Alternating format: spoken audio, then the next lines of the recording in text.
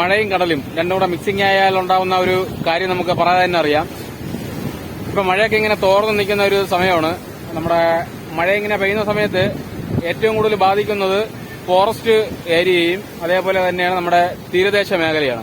അപ്പോൾ ഞാനിപ്പോൾ നിൽക്കുന്നത് ഇല്ലെങ്കിൽ ഇന്ന് പോകാൻ വേണ്ടി ആഗ്രഹിക്കുന്നത് തീരദേശ മേഖലയെക്കുറിച്ചാണ്. മഴയത്ത് ഏറ്റവും കൂടുതൽ ദുരിതം അനുഭവിക്കുന്ന ഒരു മേഖലയാണ് തീരദേശ മേഖല. അപ്പോൾ അവിടുത്തെ ആ മഴക്കാഴ്ചയും ഇല്ലെങ്കിൽ മഴയത്ത് കടല് അക്രമശക്തമാവുന്നതും അങ്ങനെയുള്ള കുറച്ച് വീഡിയോ ആണ് ഇന്നത്തെ എന്റെ വീഡിയോ. അപ്പോൾ അതേപോലെ തീരദേശ മേഖലയിൽ മഴ സമയത്തൂടി യാത്ര ചെയ്യുമ്പോൾ കടല് ഇരച്ച് റോഡിൽ കയറുന്ന കാഴ്ചയൊക്കെ നമുക്ക് കാണാൻ കഴിയും. അപ്പോൾ അതേപോലെയുള്ള കുറച്ച് ചെറിയ വീഡിയോകളാണ് ഇന്നത്തെ എന്റെ വീഡിയോ. എല്ലാവർക്കും വീഡിയോയിലേക്ക് സ്വാഗതം. ഇന്ന് ഞായറാഴ്ചയാണ് കേട്ടോ, അതുകൊണ്ട് രാവിലെ തന്നെ മഴയൊക്കെ തോർന്നു നിൽക്കുന്ന ആ ഒരു സമയം നോക്കി ഒരു ചെറിയ ഒരു റൈഡ് സെറ്റ് ചെയ്തു. അപ്പോൾ ആ കാഴ്ചയാണ് നിങ്ങളിപ്പോൾ കാണുന്നത്.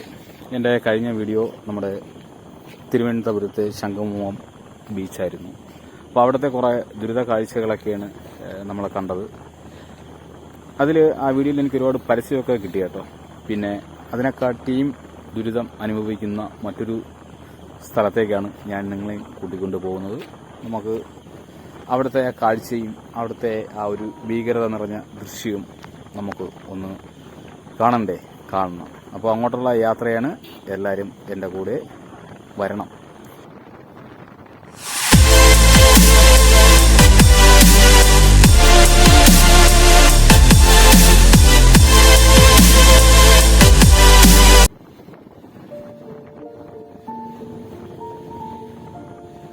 ഈ യാത്രയുടെ അവസാനം നല്ലൊരു സ്ഥലം ഒളിഞ്ഞിരിപ്പുണ്ട്. നല്ലൊരു ബീച്ചാണ്, ഇല്ലെങ്കിൽ ഒരു തടാകം എന്ന് വേണമെങ്കിൽ നമുക്ക് പറയാം, നല്ലൊരു ബീച്ചെന്ന് വേണമെങ്കിൽ പറയാം. നല്ല ഒരു ആംബിയൻസ് ഉള്ളൊരു സ്ഥലമാണ് ഏറ്റവും അവസാനം നമ്മൾ ചേരുന്നത്.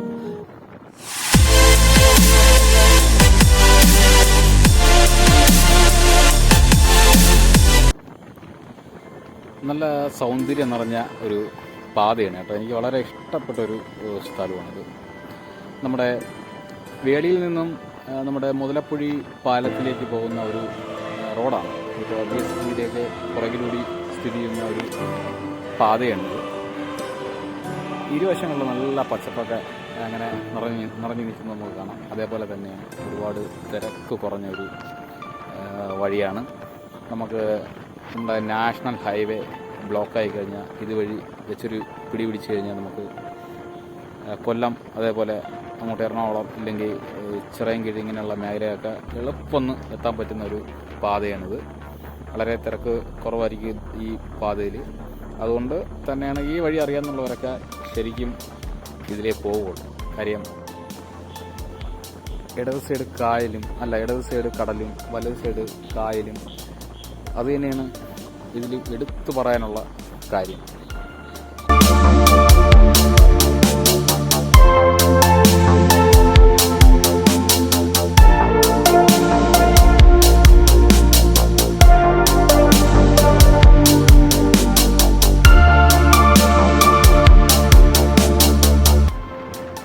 ആ കാഴ്ചകളൊക്കെ കണ്ടുകൊണ്ടാണ് നമുക്ക് ഇതുവഴി യാത്ര ചെയ്യാനുള്ളൊരു നല്ലൊരു പ്രചോദനമൊക്കെ കിട്ടുന്നത്. നല്ല ഒതുങ്ങിയ സ്ഥലമാണ്, നല്ല കുളിർമ കിട്ടുന്ന പാതയോരമാണ്. അതുകൊണ്ട് എല്ലാ സഞ്ചാരികളും ഇതിനെക്കുറിച്ച് അറിയാം, ഇതിലെ കൂടെയൊക്കെ അറിയാമെന്നുള്ള ആൾക്കാരെല്ലാം ഇതുവഴിയായിരിക്കും യാത്ര സെലക്ട് ചെയ്യുന്നത്.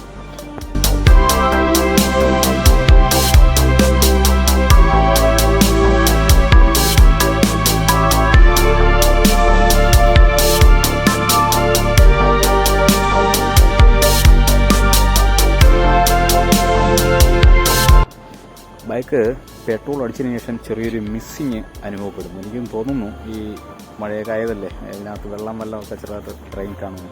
വലിയ കുഴപ്പമില്ല, എന്നാലും നമുക്കൊരു ചെറിയൊരു മിസ്സിങ് ഉള്ളതുകൊണ്ടൊരു വിഷമം പോലെ.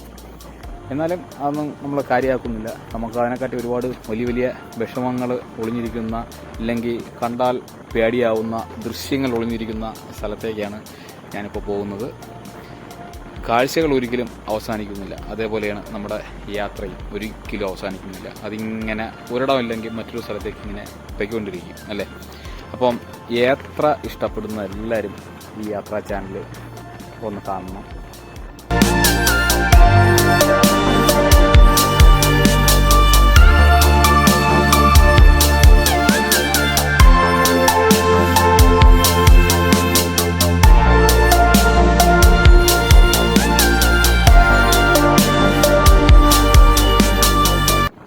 അങ്ങനെ ഇതിലൂടെ നിങ്ങൾക്കും യാത്ര ചെയ്യാനുള്ള ഒരു പ്രചോദനമൊക്കെ കിട്ടുന്നതാണ്.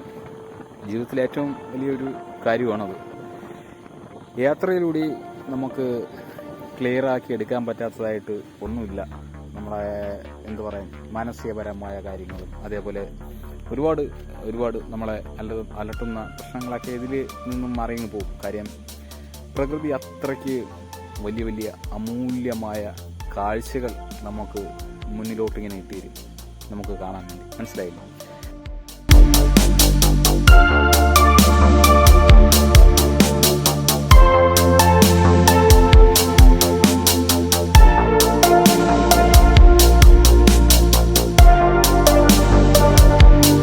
അതുകൊണ്ട് ഈ യാത്രയെ എല്ലാവരും സ്നേഹിക്കണം, എല്ലാവരും ഇഷ്ടപ്പെടണം. അപ്പോൾ നമ്മുടെ ഈ കാഴ്ച എന്ന് പറയുന്ന ഒന്ന് നിങ്ങളൊക്കെ ഒന്ന് കാണണം. ഒത്തിപ്പോരം എന്താ പറയുക, വിഷമിക്കാനുള്ള കുറച്ച് കാഴ്ചകളൊക്കെ ഉണ്ട് ഇതിൽ. ഞാനും ഈ ഭാഗത്തൂടെയൊക്കെ യാത്ര ചെയ്തിട്ടാണ് ഇപ്പോൾ രണ്ടാമത് വീണ്ടും വരുന്നത്. കാര്യം അതൊക്കെ ഒന്ന് കാണണം, അല്ലെങ്കിൽ നിങ്ങളെയൊക്കെ ഒന്ന് കാണിക്കണം എന്നുള്ളൊരു ആവശ്യമായിട്ടാണ് ഞാൻ നിങ്ങളുടെ മുന്നിൽ എത്തുന്നത്. ദുരിത കാഴ്ച എന്ന് വെച്ച് കഴിഞ്ഞാൽ നമ്മളത് നേരിട്ട് കണ്ടാലേ മനസ്സിലാവും. ഒരുപാട് ആൾക്കാർ ഒരുപാട് സ്വപ്നങ്ങൾ കൊണ്ട് പണിത വീടുകൾ, അല്ലെങ്കിൽ എന്തു പറയാം, അവരുടെയൊക്കെ ഒരു വലിയ കൊട്ടാരങ്ങൾ തന്നെയായിരിക്കും ആ വീടുകളെല്ലാം. മനസ്സിലായില്ല? അതെല്ലാം താറുമാറായി കിടക്കുന്ന കാഴ്ചയാണ് എൻ്റെ ഈ വീഡിയോ.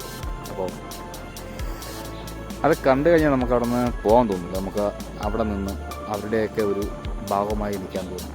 അങ്ങനെയുള്ള മനസ്സ് വേദനിപ്പിക്കുന്ന കാഴ്ചകളിലൂടെയൊക്കെ ആണ് ഞാൻ ഇന്ന് കടന്നു പോകുന്നത്. നമുക്ക് കാഴ്ചകളൊക്കെ കൺക്ലൂർക്കെ കാണാം.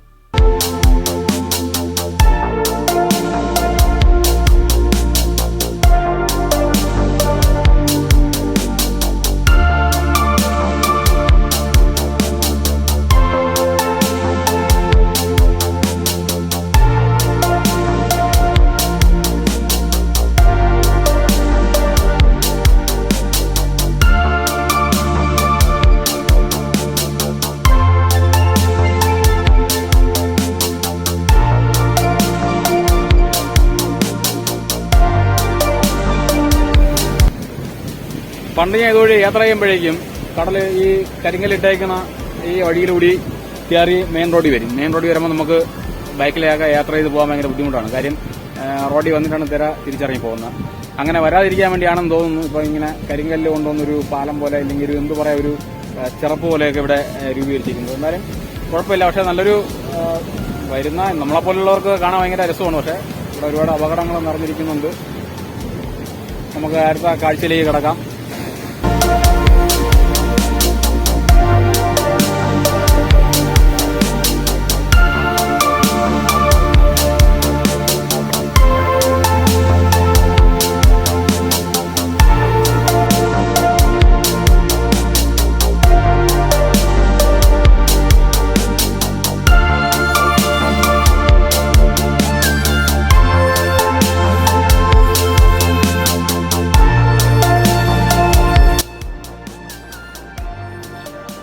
ഇടത് സൈഡ് കടലിൻ്റെ ശക്തമായ തിര റോഡിലോട്ടൊക്കെ അഴിച്ച് കയറുന്നുണ്ട് പല ഭാഗത്തും. ഇടത് സൈഡുള്ള കടലിൻ്റെ ദൃശ്യങ്ങൾ കണ്ടാണ് മുന്നോട്ട് ഇപ്പം ഞാൻ യാത്ര ചെയ്യുന്നത്. നമുക്ക് നമുക്ക് കുറച്ച് ഫ്രണ്ടിലുള്ള ഒരു ഡേഞ്ചറായ ഒരു മേഖലയും കൂടി നമുക്ക് ഒന്ന് കാണാം. കരയിപ്പിക്കുന്ന ഒരു കാഴ്ച.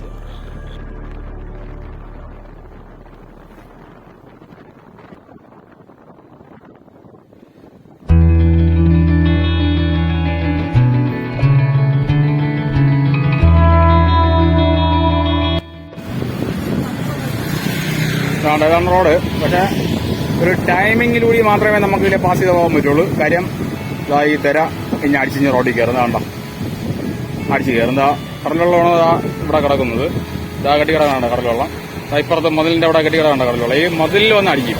ഈ മതിലിൽ വന്ന് അടിച്ചു കഴിഞ്ഞാൽ അപ്പുറത്ത് വീടുണ്ട്, അതേപോലെ ചെറിയ വീടുകളുണ്ട്, വലിയ വീടുകളുണ്ട്. പിന്നെ ഈ മാരകമായ ഈ തിര നോക്കിയിട്ട് മാത്രമേ നമുക്ക് റോഡിലൂടെ പോകാൻ പറ്റുള്ളൂ. ഇല്ലെങ്കിൽ തിര വന്ന് നമ്മൾ അടിച്ച് കയറ്റുന്ന ഒരു കാഴ്ചയാണ് കാണുന്നത്. കാണണം.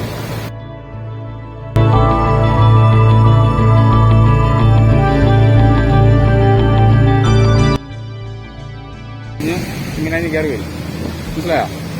വളരെ ഡേഞ്ചറാണ്. രാത്രി ഇതിലെ യാത്ര ചെയ്യുന്നവർ വളരെ സൂക്ഷിക്കണം. കാറിലൊക്കെ ഒന്നും അറിയാൻ പറ്റില്ല. നമ്മൾ നോക്കിക്കൊണ്ടിരിക്കുമ്പോഴായിരിക്കും വന്ന കടലിന്റെ ശക്തമായ തിര ഒന്ന് അടിക്കുന്നത്. അതേപോലെ അതവിടെ ഒരു വീട് ഇടിഞ്ഞ് പൊളിഞ്ഞ് കണ്ടോ, നിലം പൊതിച്ച് കിടക്കുന്ന ഒരു കാഴ്ചയാണ് കണ്ടോ.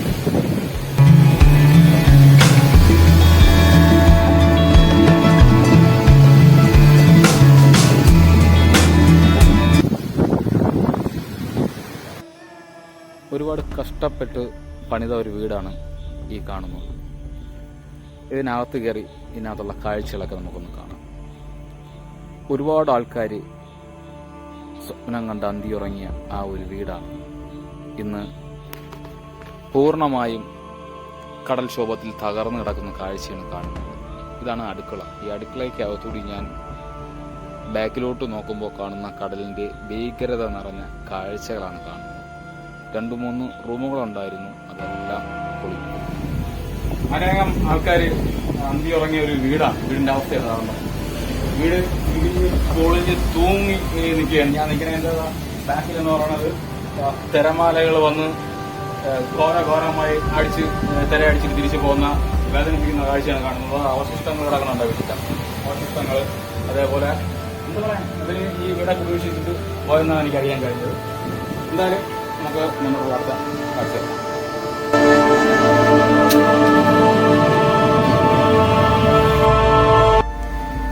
ഏകദേശം 10-30ഓളം വീടുകളാണ് ഇവിടെ തകർന്നു കിടക്കുന്ന വേദനിപ്പിക്കുന്ന കാഴ്ചകൾ കാണാൻ കഴിഞ്ഞത്. ഞാൻ നിൽക്കുന്ന ഈ സ്ഥലത്ത് നിന്ന് ഏകദേശം 100-300 മീറ്ററോളം വളരെ ഡേഞ്ചറായ ഒരു മേഖലയാണ്.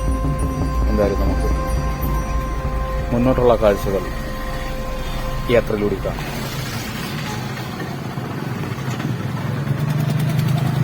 ഈ തിര ഞാൻ ഇവിടെ വന്ന് ബൈക്കിൽ ഇറങ്ങുന്ന സമയത്ത് ഇപ്പുറത്തെ മതിലിൽ വന്ന് തട്ടിയിട്ടാണ് തിരിച്ച് റിവേഴ്സ് പോകുന്ന കാഴ്ച കണ്ടത്. അങ്ങനെയാണ് ഞാൻ ബൈക്കിൽ വെച്ചിട്ട് ഇറങ്ങി കാഴ്ചകൾ കാണാനായി നോക്കിയത്. നോക്കുമ്പോഴാണ് നമ്മളിപ്പോൾ കണ്ട വീട്ടിന്റെ പുറകിലോട്ട് ഇറങ്ങിയിട്ട് ഇടത് ഭാഗത്തോട്ട് നോക്കിക്കഴിഞ്ഞാൽ ഒരുപാട് വീടുകൾ തകർന്നടിഞ്ഞ് കിടക്കുന്ന കാഴ്ചയാണ് കാണുന്നത്.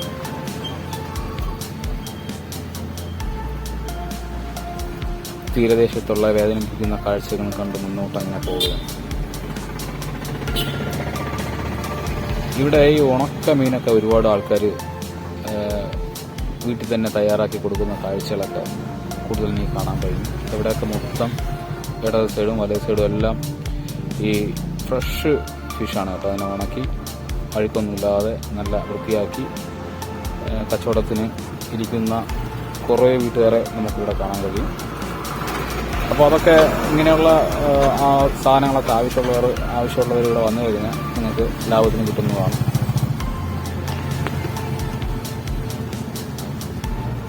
ഒരുപാട് കാഴ്ചകൾ ഇനി നമുക്ക് കാണാനുണ്ട്.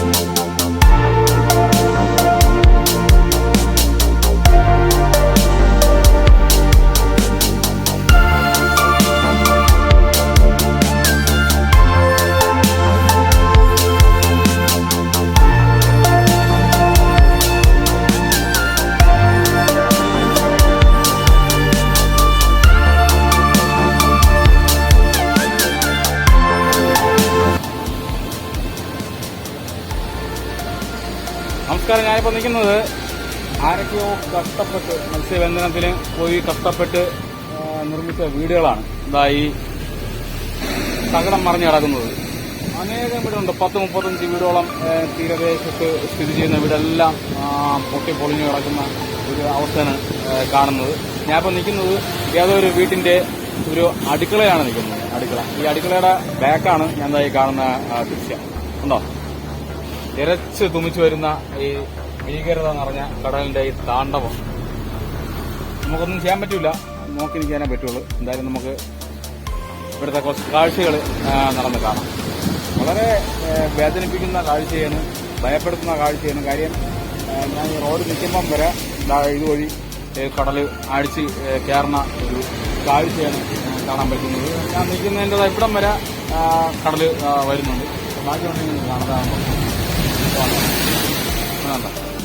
ഇനി കയറി വരുന്ന ഒരു ഭീകരത നിറഞ്ഞ കാഴ്ചയാണ്.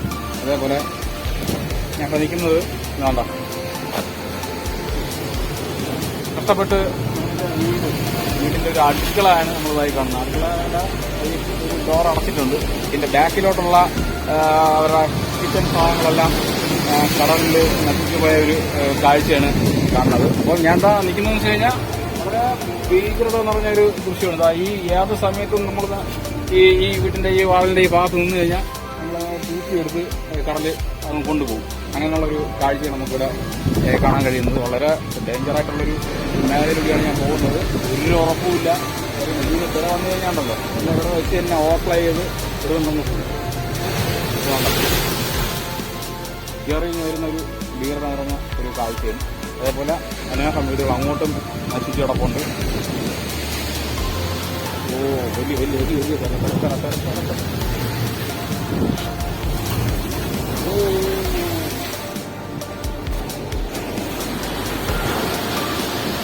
ഇതാണ് നമ്മുടെ ഇവിടുത്തെ തീരദേശത്തുള്ള കാഴ്ചകൾ. ഇതിലെ കൂടെ കംപ്ലീറ്റ് നമുക്ക് നടന്ന് കുറേ പോയ ഒരുപാട് കാഴ്ചകൾ കാണാൻ പറ്റുന്നത്. നമുക്ക് ഈ ഭാഗത്തേക്ക് നടന്നു പോകാൻ പറ്റില്ല, മരണം ഉറപ്പാണ്.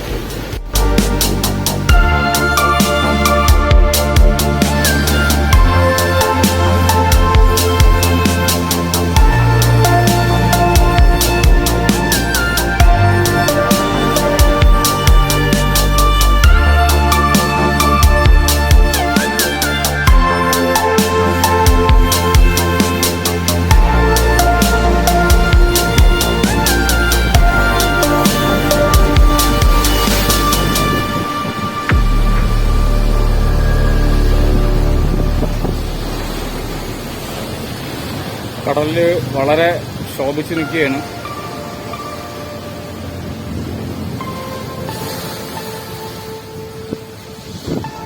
ഒന്നാണ് വലിയ വലിയ മേടുകളാണ് നമുക്ക് കരയിൽ കാണാൻ പറ്റുന്നത്. മേടെന്ന് ഉദ്ദേശിക്കുന്നത് വലിയ വലിയ തിരകളാണ് കേട്ടോ. വളരെ അടുത്ത് റോഡിന്റെ തൊട്ടടുത്താണ് നമ്മൾ ഈ വലിയ വലിയ ഞാനിപ്പോൾ നിൽക്കുന്ന സ്ഥലമൊന്നും വളരെ സേഫല്ല. ഞാൻ റോഡിന്റെ തൊട്ടടുത്തുമാണ് ഞാൻ നിൽക്കുന്നത്. കുറേ ആൾക്കാർ അന്തി ഉറങ്ങിയ ഒരു ബെഡ്റൂമിലാണ് ഞാൻ ഇപ്പോൾ നിൽക്കുന്നത്. ബെഡ്റൂമിൻ്റെ ഒരു അവശിഷ്ടങ്ങൾ മാത്രമാണ് ഇവിടെ അവശേഷിച്ചിരിക്കും കാണാൻ കഴിയുന്നത്. എന്തായാലും കടൽ ഈ വഴി ഇനി റോഡിൽ കയറി ഇവിടം വരെ ഇനി വരാൻ ചാൻസ് ഉണ്ട്. ബൈക്കിലായിരിക്കും കണ്ടോ, ഇതാണ് കയറി ഇനി വരുന്നുണ്ടോ, കണ്ടോ.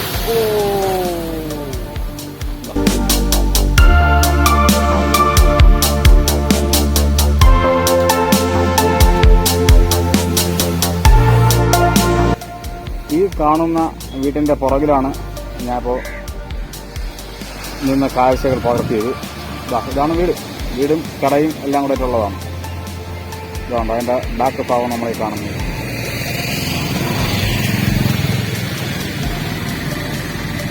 എന്റെ ബൈക്ക് കൂടെ ഇരിപ്പുണ്ട്. ഉണ്ടോ, റോഡ് ഇതാണ്.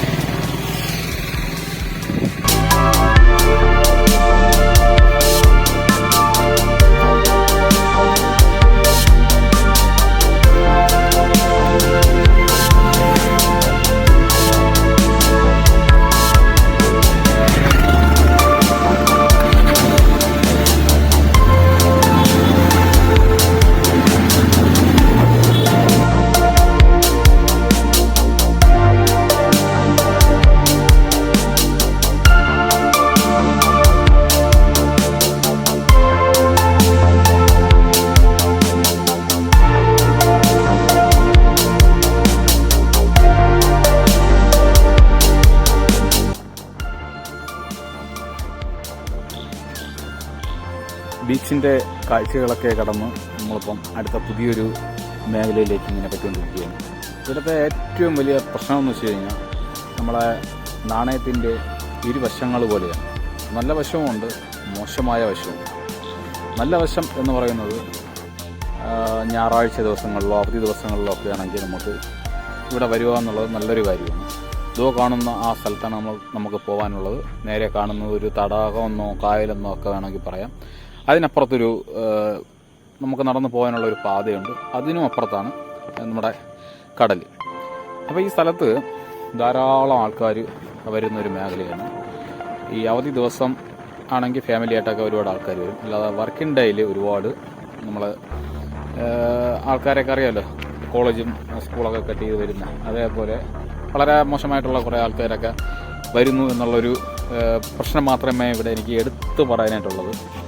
കാര്യം അത് പറയാതെ പോകാൻ വയ്യ. നമ്മുടെ സൊസൈറ്റി അങ്ങനെ ആക്കി കൊടുത്തതുകൊണ്ടാണ് അവരിവിടെ വരുന്നത്. സംഭവം എന്ന് വെച്ച് കഴിഞ്ഞാൽ ഈ അച്ഛനില്ലാതെ വളരുന്ന ഒരുപാട് കുട്ടികളുണ്ട്. ഞാൻ എൻ്റെ യാത്രയ്ക്കിടയിൽ വെച്ച് ഒരുപാട് കണ്ടിട്ടുള്ളതാണ്. അച്ഛൻ്റെ സാന്നിധ്യമില്ലാതെ വളരുന്ന ഒരുപാട് കൊച്ചു മക്കൾ എങ്ങനെയെങ്കിലുമൊക്കെ അവർ വളർന്നു വരികയാണ്. ചിലപ്പം ആ മാതാവിനോ അല്ലെങ്കിൽ ആ അമ്മയ്ക്ക് അത്രയ്ക്ക് അറിവ് കാണില്ല. അതുകൊണ്ട് തന്നെയാണ് അവരെ പറ്റിച്ചുകൊണ്ട് ഈ കുട്ടികൾ വളരെ ഈ അന്ധവിശ്വാസമായ മേഖലയിലും സംഘടനകളിലൊക്കെ പെട്ട് മയക്കുമരുന്നിനും അതേപോലെ മോശമായ മദ്യത്തിനും ഒക്കെ അടിമകളായിട്ട് അവരെ കണക്കുള്ള കുറച്ച് ഒരു ബറ്റാലിയൻ ആ ടീമുകളെ നമുക്കിവിടെ കാണാൻ കഴിയും.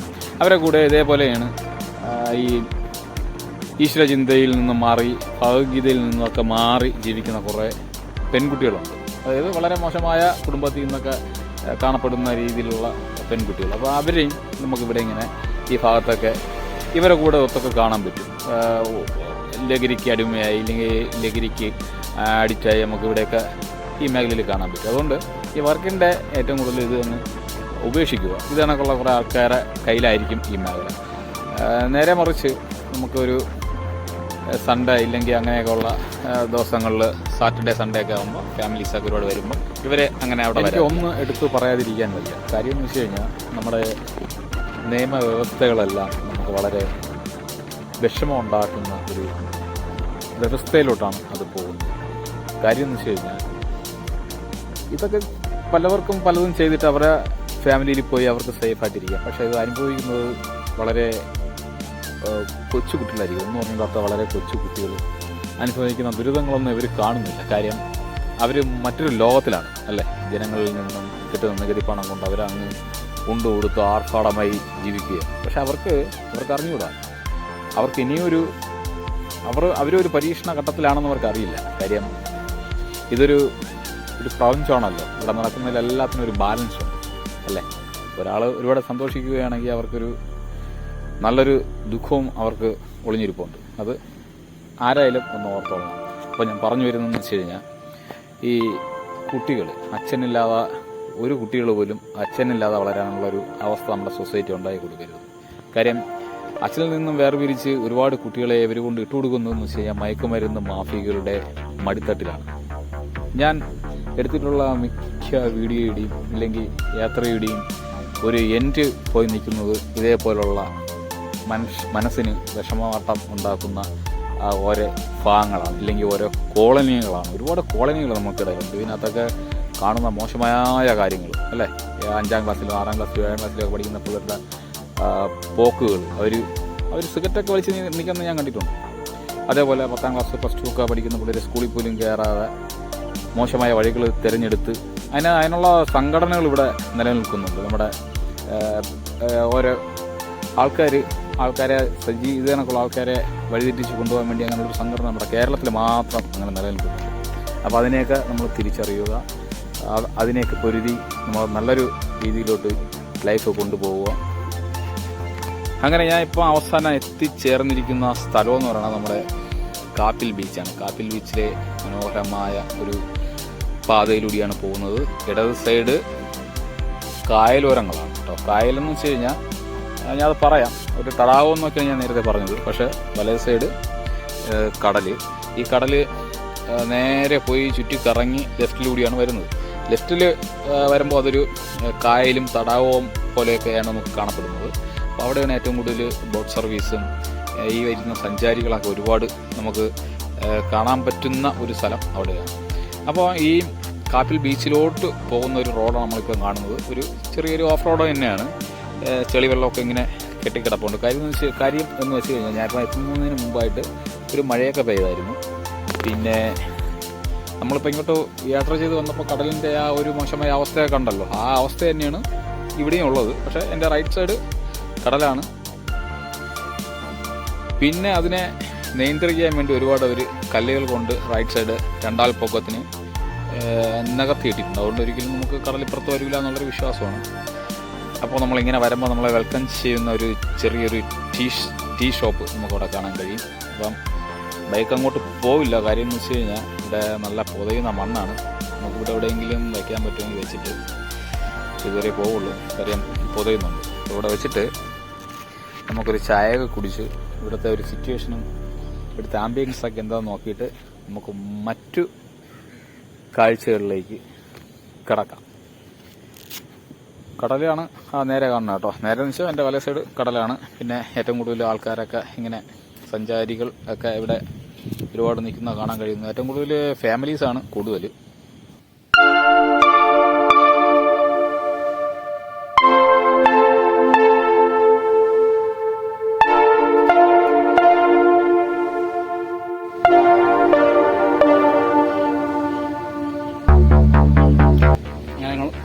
അങ്ങനെ നമ്മൾ കൊല്ലം കാപ്പിൽ ബീച്ചിലെത്തി. കാപ്പിൽ ബീച്ചിലുള്ള കാഴ്ചയാണ് കാണുന്നത്. ബാക്കിലൊരു ചെറിയൊരു ചായക്കടയുണ്ട്. അപ്പോൾ അവിടെ ചായ വാങ്ങി, ഒരു വാഴയ്ക്കപ്പം വാങ്ങി.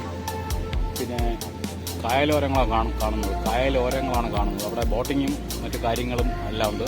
നീന്താനും കുളിക്കാനും ബോട്ടിങ്ങിനൊക്കെ ഉള്ള സൗകര്യങ്ങളൊക്കെ അവിടെ ഉണ്ട്. നമുക്കിനി നടന്ന് ആ ഭാഗത്തേക്കുള്ള കാഴ്ച കാണാം. ഞാൻ നിൽക്കുന്നതിൻ്റെ ഫ്രണ്ടെന്ന് പറയുന്നത് ബീച്ചാണ്. കടലോര മേഖലയാണ്. വലിയ പാറക്കെട്ടുകൾ കൊണ്ട് അടുക്കി വെച്ചിട്ടുണ്ട്. അതുകൊണ്ട് കടൽ തിര ഇപ്പുറത്ത് വരില്ല. അപ്പോൾ ചായ കുടി കഴിഞ്ഞിട്ട് നമുക്ക് കാപ്പിൽ ബീച്ചിനകത്തുള്ള മനോഹരമായ കാഴ്ചകൾ നമുക്ക് നടന്നു കാണാം.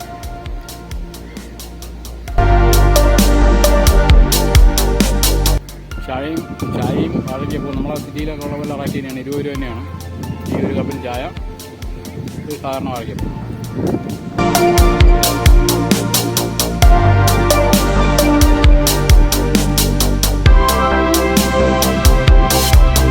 വാഹനങ്ങൾ നമുക്ക് ഈ ഒരു ബാഗ് കാണുന്ന ചായക്കട ഉണ്ടോ, ഇവിടെ നിന്ന് ഇവിടെയൊക്കെ പാർക്ക് ചെയ്യാൻ പറ്റുള്ളൂ.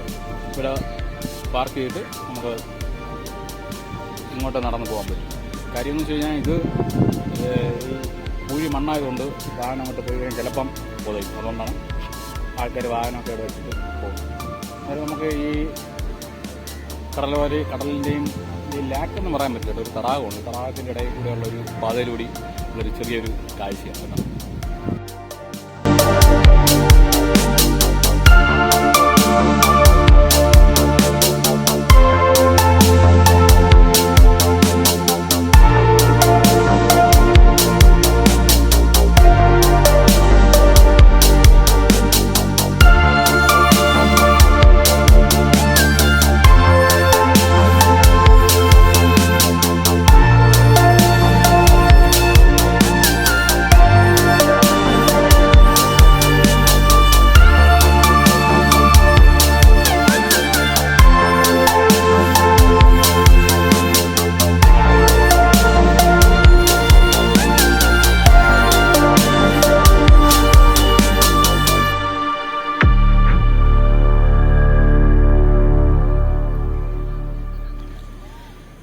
ഞാൻ അങ്ങനെ നടന്നു വരുമ്പോൾ ഈ കാണുന്ന ചെടിക്കൂമ്പാരങ്ങൾ കണ്ടോ, അവിടെ ഇങ്ങനെ ചെടി കുറച്ച് കാട് പോലെ പിടിച്ച് നിൽക്കുന്നില്ലേ, അവിടെയാണ് ഇവർ ഈ കുളിക്കാനായി വരുന്ന ആൾക്കാരെല്ലാം ഡ്രസ്സൊക്കെ ചേഞ്ച് ചെയ്യുന്ന സ്ഥലങ്ങൾ അവിടെയാണ്.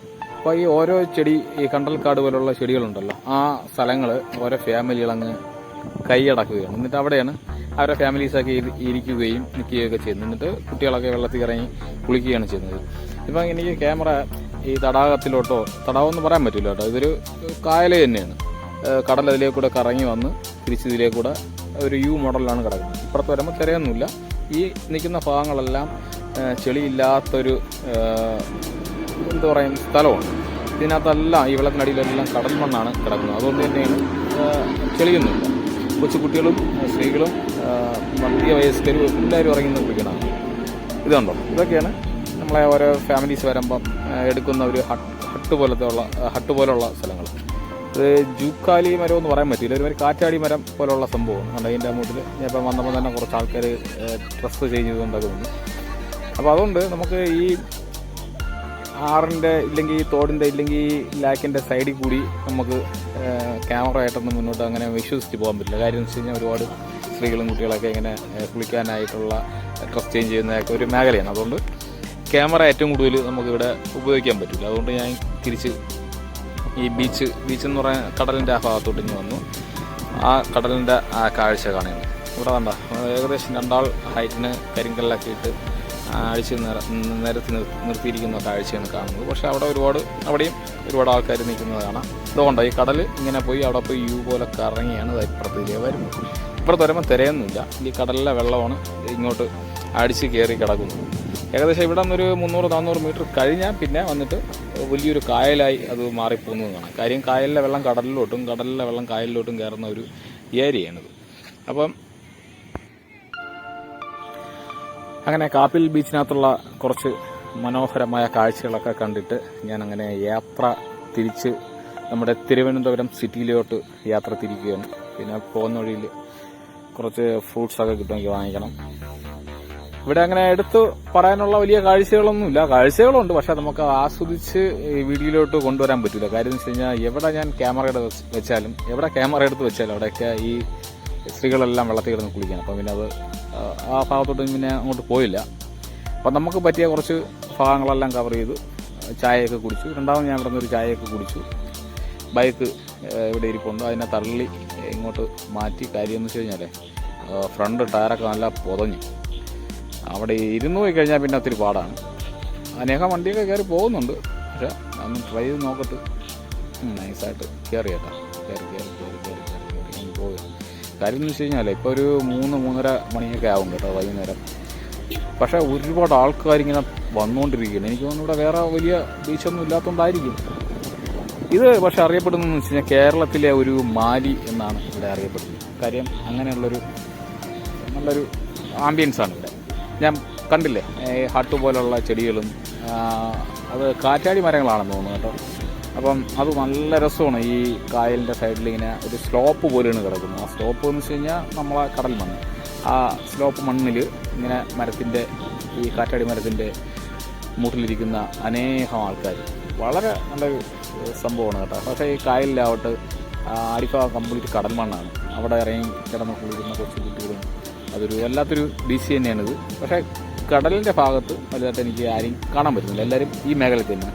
പക്ഷേ ഇവിടെ ബോട്ടിംഗ് ഉണ്ട്, അതേപോലെ ബോട്ടിങ്ങിൻ്റെ പല വിധത്തിലുള്ള സംഭവങ്ങളുണ്ട് കേട്ടോ. മറ്റേ പെഡൽ ബോട്ട് അല്ലാതെയുള്ള ബോട്ട് ഒക്കെ അവിടെ അവൈലബിളാണ്. പിന്നെ ഈ റോഡ് നമ്മൾ കണ്ടുകൊണ്ടിരിക്കുകയാണ്, ഈ ചെറിയൊരു ഓഫ് റോഡാണ്. മഴ സമയത്ത് എനിക്ക് തോന്നുന്നു ഒത്തിരി കൂടെ മോശമായിരിക്കും.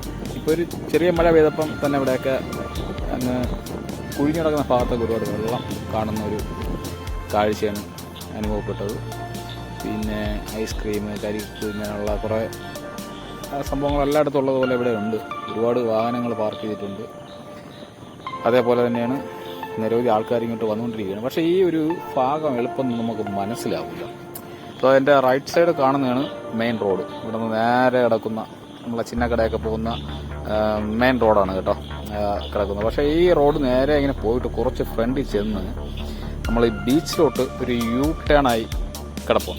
ആ ടാർട്ട റോഡിൽ നിന്ന് യു ടേൺ ആയിട്ട് തിരിഞ്ഞ് ഒരു കണക്കുള്ള ചെളിയിട്ട റോഡിൽ നിന്നാണ് നമ്മൾ ഞാകത്തോട്ട് വരേണ്ടത്. അകത്തോട്ട് ഏകദേശം ഒരു 10-500 മീറ്റർ നമ്മൾ ട്രാവൽ ചെയ്ത് വരുമ്പോഴാണ് നമുക്ക് ഈ ഒരു ബീച്ചിൻ്റെ കുറച്ച് എന്താ പറയുക നല്ലൊരു കാഴ്ചയും ഇല്ലെങ്കിൽ ആ ഒരു സ്ഥലത്ത് എത്താൻ പറ്റുന്ന ഒരു ഏരിയ.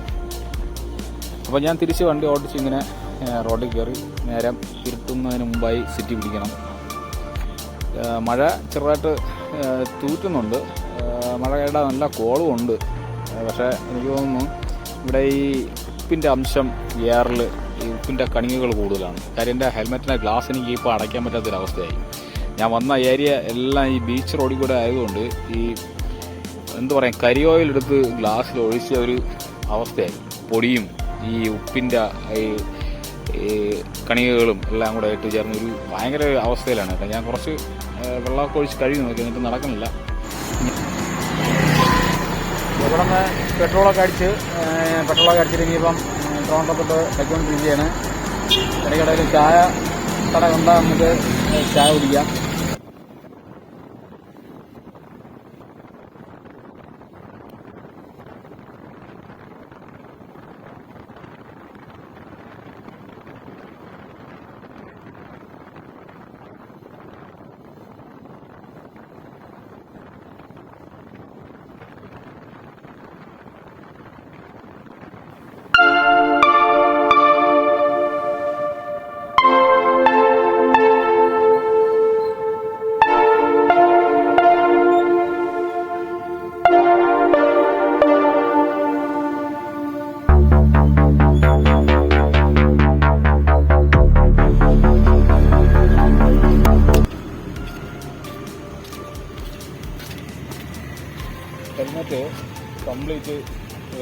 ഹെൽമെറ്റ് കംപ്ലീറ്റ് ഒരു മങ്ങൽ. നമ്മൾ ബീച്ച് റോഡ് വഴി വന്നുകൊണ്ട് ഈ ഉപ്പ് രസം കംപ്ലീറ്റ് ഇതിൽ കയറി അടഞ്ഞിരിക്കുകയാണ്. അതുകൊണ്ട് ഒരു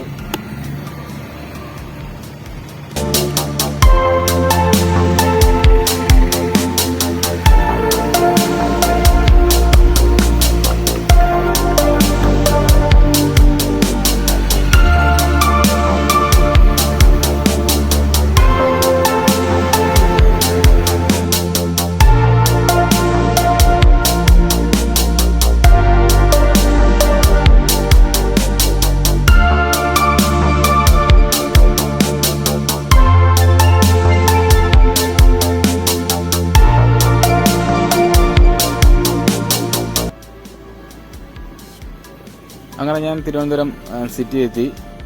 ഇനി കുറച്ച് ഫ്രൂട്ട്സൊക്കെ വാങ്ങി വീട്ടിലോട്ട് പോകണം. ഇനി അടുത്ത നല്ലൊരു വീഡിയോയിൽ നമുക്ക് കാണാം. എല്ലാവർക്കും ശുഭദിനം നേരുന്നു. ഗുഡ് നൈറ്റ്, ശുഭരാത്രി. ഓക്കെ, എല്ലാവരും മറക്കാതെ വീഡിയോ കാണണം. അടുത്ത ഇതേപോലുള്ള നല്ല മനോഹരമായ വീഡിയോയുമായി വരുന്നതാണ്.